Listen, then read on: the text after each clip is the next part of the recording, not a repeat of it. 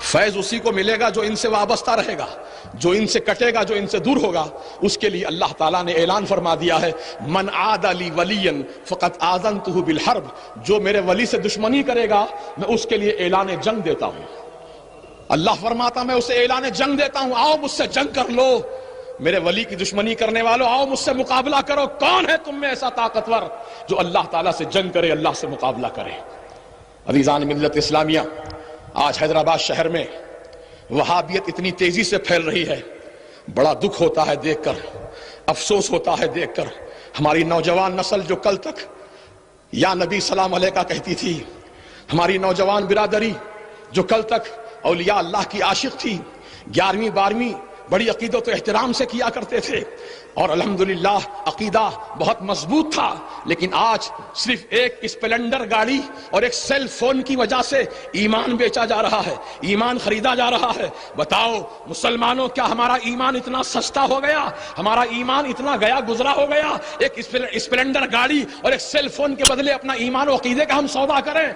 عزیزان ملت اسلامیہ، مرد مومن کی شان تو یہ ہوا کرتی ہے کہ دنیاوی لالچ میں وہ نہیں آتا، اپنے ایمان کا سودا نہیں کرتا۔ بھوکا مر جانا پسند کرے گا لیکن اپنے ایمان کو نہیں بیچے گا، بھوکا مر جانا پسند کرے گا، اللہ تو لال کی زندگی گزارنا پسند کر لے گا، جھوپڑے میں رہنا پسند کر لے گا، لیکن اپنے ایمان کا سودا نہیں کرے گا۔ آج نوجوانوں، آج اس مقدس اسٹیج سے آپ سے یہی گزارش کرنا چاہتا ہوں، خدا را آپ اسپلنڈر گاڑی اور سیل فون کے چکر میں نہ جائیں یا کسی اور پیسے کی لالچ میں نہ جائیں، کیونکہ مجیب علی رضوی کی عادت رہی ہے، الحمدللہ ہمارے اسلاف کا یہ وتیرہ اور طریقہ رہا ہے، ہم انہی کی سنت پہ عمل کر رہے ہیں۔ ہم جو بات کہتے ہیں وہ کان میں نہیں کہتے ہیں، میدان میں کہتے ہیں۔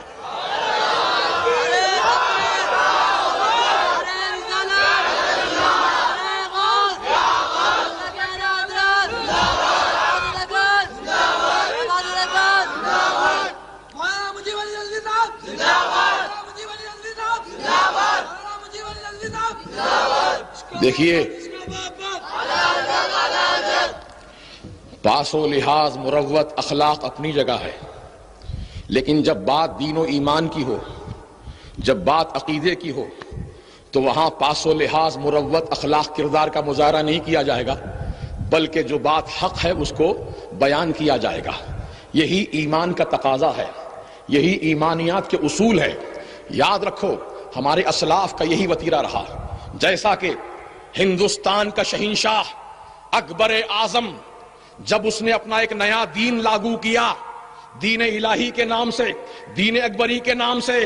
تو عزیزان ملت اسلامیہ اس وقت اس دور میں جو مجدد تھے سیدنا شیخ احمد فاروقی سرہندی علیہ رحمت و رضوان، وہ اپنے گھر کے تنہائی میں نہیں جا کر بیٹھ گئے، گوشہ نشین نہیں ہو گئے، ہم کو کیا کرنا ہے اس کا معاملہ ہے وہ جواب دے گا کہہ کر خاموشی اختیار نہیں کی، بلکہ آپ سینہ سپر ہو گئے اور شہنشاہ وقت کے خلاف آپ نے ٹکر لی، ہر طرح کی مصیبت کو برداشت کیا لیکن حق کی آواز کو بلند کیا۔ یہی ہمارے اسلاف کا وتیرہ رہا ہے، یہی ہمارے اسلاف کی سنت رہی ہے۔ سیدنا امام احمد بن حنبل رحمت اللہ تعالی علیہ کی ننگی پیٹھ پر کوڑے برسائے گئے ہیں صرف حق بات کہنے کی وجہ سے۔ عزیزان ملت اسلامیہ، آج ہماری اسلاف کی تاریخ کو ہم فراموش کر رہے ہیں اور ہم مصلحت کا شکار ہو رہے ہیں۔ ارے دین میں مصلحت جائز ہوتی امام حسین شہید نہ ہوتے، دین میں مصلحت جائز ہوتی سیدنا علی اکبر کی جوانی لوٹتی، دین میں مصلحت جائز ہوتی تو سیدنا علی اصغر کی شہادت واقع نہ ہوتی۔ ان تمام مقدس نفوس قدسیہ اہل بیت اطہار نے اپنی عظیم قیمتی جانوں کا نذرانہ خدا کی راہ میں پیش کر کے جو دین و عقیدے کی حفاظت کا فریضہ انجام دیا ہے، آج امام حسین کا لہو پکار کر تم سے یہی مطالبہ کر رہا ہے، اے حسین کے چاہنے والوں، اے حسین سے محبت کرنے والوں، اے حسین کی محبت کا دم بھرنے والوں، اے حسین سے اپنی نسبت جوڑنے والوں، حسینی کردار کو زندہ کرو، حسینی کردار کو بیدار کرو۔ یہ وقت کا اہم ترین تقاضا ہے اور میں بڑی مؤدبانہ، بہت ہی مخلصانہ، بہت ہی احترام کے ساتھ ہمارے تمام اکابر علماء، اکابر مشائخ کرام، سادات اعظام کی خدمت میں، میں تو ان کے قدموں کی دھول کی برابر بھی نہیں ہوں، میں ان کو کیا کہہ سکتا ہوں، میں کیسے جسارت کر سکتا ہوں کہنے کی، لیکن ہمارے اسلاف کی تاریخ اور ان کے وتیرے کو زندہ کرتے ہوئے یہی معروض ادب پیش کروں گا۔ حضور آپ سب سے ہماری یہی التجا ہے، یہی ہمارا معروض ادب ہے کہ اب آپ حضرات خاموشی اختیار نہ کریں بلکہ اپنی قوم اور ملت کو، اپنے چاہنے والوں کو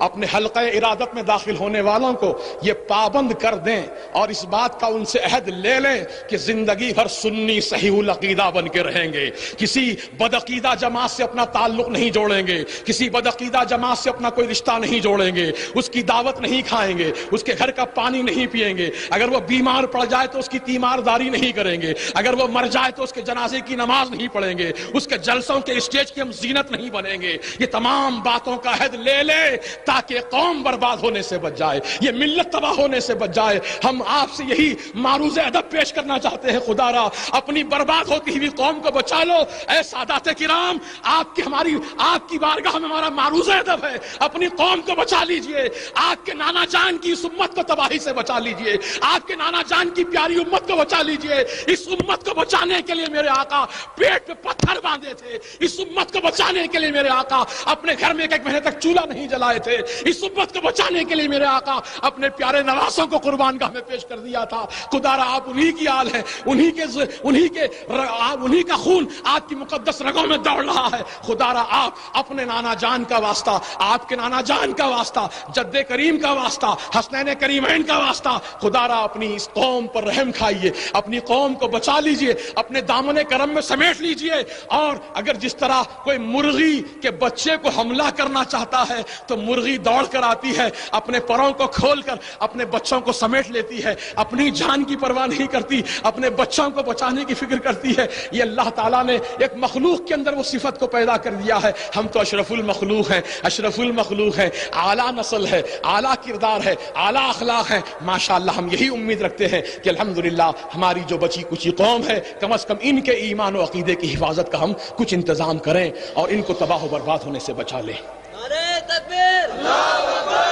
رسالت، یا رسول اللہ، نعرہ غوث، یا غوث، اللہ کے اعلیٰ حضرات، یا غوث، عبادت اکبر، یا غوث، عبادت اکبر، یا غوث۔ عزیزان محترم، باتیں تو بہت ساری کہنے کی ہیں اور وقت بھی ہو چکا ہے۔ میں نہیں چاہتا کہ زیادہ آپ کی سما خراشی کروں، بس جو کچھ میں نے کہا ہے اگر میرے کہنے میں کوئی بے ادبی، گستاخی یا غلطی، خطا واقع ہوئی ہو تو میں اللہ کی بارگاہ میں دست بدعا ہوں کہ مولا تعالیٰ اپنے کرم سے میری غلطی اور خطا کو معاف فرما دے۔ استغفر اللہ استغفر اللہ استغفر اللہ ربی من کل ذنب واتوب الیہ، اشہد ان لا الہ الا اللہ واشہد ان محمدا عبدہ ورسولہ۔ میں ایک بار پھر رحمت عالم کمیٹی کے صدر محترم اور صدر استقبالیہ حضرت پیر طریقت سید شاہ اسرار اللہ حسینی صاحب قبلہ رضوی المدنی، جو اسی علاقے کے ایک بزرگ ہیں اور اسی علاقے کی درگاہ کے سجادہ نشین ہیں، ماشاءاللہ آپ کا ایک بڑا اثر ہے۔ اللہ تبارک و تعالیٰ آپ کے ذریعے سے دین و سنیت کو اور مضبوطی عطا فرمائے۔ اور ہمارے صدر محترم عالی جناب مجیب احمد صاحب ایڈوکیٹ اور جناب شاہد اقبال میاں، اللہ تعالیٰ ان سب کو اور ہمارے خسرو نواب اور تمام دیگر حضرات جو اس کمیٹی کے لیے یقیناً بڑے محرک معاونین ہیں، اللہ ان سب کو جزائے خیر دے۔ وآخر دعوانا الحمدللہ رب العالمین۔